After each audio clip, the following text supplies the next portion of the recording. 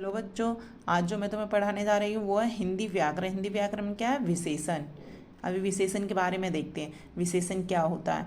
विशेषण संज्ञा या सर्वनाम की विशेषता बताने वाले शब्द विशेषण कहलाते हैं।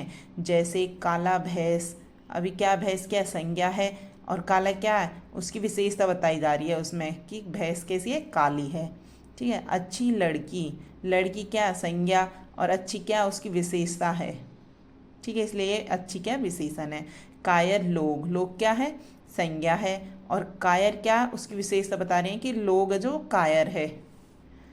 सुंदर बच्चा, जो बच्चा है वो संज्ञा है और सुंदर क्या उसकी विशेषता बता रहे हैं कि बच्चा है जो सुंदर है। ठीक है। विशेष्य। विशेष्य किसे कहते हैं? जिस संज्ञा या सर्वनाम की विशेषता बताई जाती है उसे विशेष्य कहते हैं। जैसे काला कुत्ता। ठीक है, इसमें कुत्ता क्या है?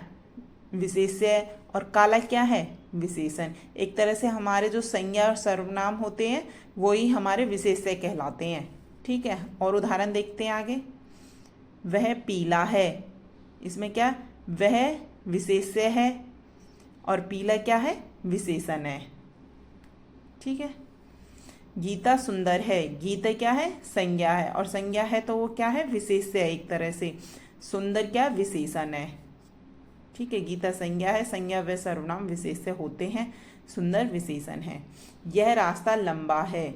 इसमें रास्ता क्या है? संज्ञा एक तरह से विशेष्य है और ये लंबा क्या है? विशेषण है। मेहनती विद्यार्थी सफलता पाते हैं। विद्यार्थी क्या है? विशेष्य है और मेहनती क्या है? विशेषण है। ठीक है, आगे देखते हैं हम विशेषण के भेद। विशेषण के 4 भेद होते हैं। नंबर 1 गुणवाचक विशेषण, नंबर 2 संख्यावाचक विशेषण, नंबर 3 परिमाणवाचक विशेषण, नंबर 4 सार्वनामिक विशेषण। ठीक है, पहले देखते हैं गुणवाचक विशेषण। गुणवाचक विशेषण किसे कहते हैं? जिस विशेषण से किसी संज्ञा या सर्वनाम के गुण, रूप, रंग आदि का बोध होता है। मतलब एक तरह से उनके गुण, जिन विशेषण से संज्ञा सर्वनाम के गुण आदि का पता चलता है कि उनमें क्या गुण है।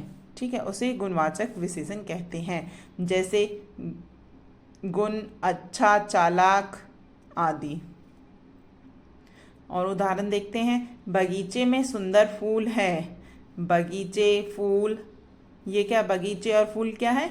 संज्ञा है और सुंदर एक गुण है उसका।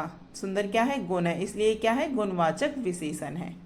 ठीक है, यह लंबी सड़क है। लंबी क्या है? जो सड़क है वो लंबी है, ये गुण है वो सड़क का, तो इसलिए क्या है? ये लंबी गुणवाचक है। जयपुर एक स्वच्छ नगर है। ठीक है, जो नगर है वो स्वच्छ है, तो ये क्या है? ये स्वच्छ क्या है? इसमें उसका गुण है। ठीक है, स्वस्थ बच्चे खेल रहे हैं। जो बच्चे वो स्वस्थ हैं, गुण है एक तरह से उनका। ठीक है, अगला देखते हैं संख्यावाचक विशेषण। जिस विशेषण से किसी संज्ञा सर्वनाम की संख्या का बोध होता हो, नाम से पता चलता है संख्या का बोध हो उसमें, उसे संख्यावाचक विशेषण कहते हैं। जैसे 4 केले, 5वां व्यक्ति, तो इसमें पता चल रहा है कि 4 केले, 4 है तो 4 क्या? संख्या है। 5वां भी क्या है? संख्या है। और क्या है? थोड़ा दूध, कुछ लोग, ये भी एक तरह से संख्या में ही आते हैं। अब देखते हैं संख्यावाचक विशेषण के भी 2 प्रकार होते हैं, मतलब 2 भेद होते हैं। नंबर 1 निश्चित संख्यावाचक विशेषण, अनिश्चित संख्यावाचक विशेषण। जो निश्चित है, जिसमें निश्चित संख्या का बोध हो, और अनिश्चित में क्या है? जो निश्चित संख्या का बोध नहीं होता हो। ठीक है, जैसे देख लेते हैं निश्चित संख्यावाचक विशेषण। इनसे निश्चित संख्या का बोध होता है, जैसे 1 बालक, 10 पुस्तकें, तीसरा बच्चा। अनिश्चित संख्यावाचक विशेषण क्या? इनमें निश्चित संख्या का बोध नहीं होता, जैसे कुछ लोग, थोड़े आदमी। अगला देखते हैं नंबर 3 परिमाणवाचक विशेषण। जिस विशेषण से किसी वस्तु की नाप तोल का बोध होता है उसे परिमाणवाचक विशेषण कहते हैं। जैसे थोड़ा पानी, बहुत दूध आदि। इसमें क्या है कि जो चीज़ों को हम नापते तोलते हैं वो सब क्या? परिमाणवाचक में आते हैं। जैसे और एग्जाम्पल देखते हैं। मुझे 2 मीटर कपड़ा चाहिए। 2 मीटर क्या है? परिमाणवाचक है। उसे 1 किलो चीनी चाहिए। 1 किलो क्या है? परिमाणवाचक है। ठीक है, सार्वनामिक विशेषण। ऐसा वाक्य जिसमें सर्वनाम शब्द संज्ञा के पहले आते हैं, मतलब संज्ञा से पहले सर्वनाम आते हैं, उनको हम क्या सार्वनामिक विशेषण कहते हैं।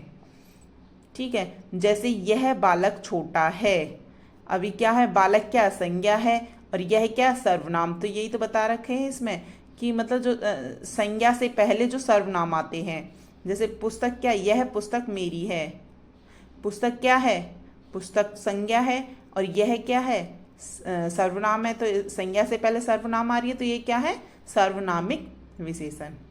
ठीक है बच्चों, धन्यवाद।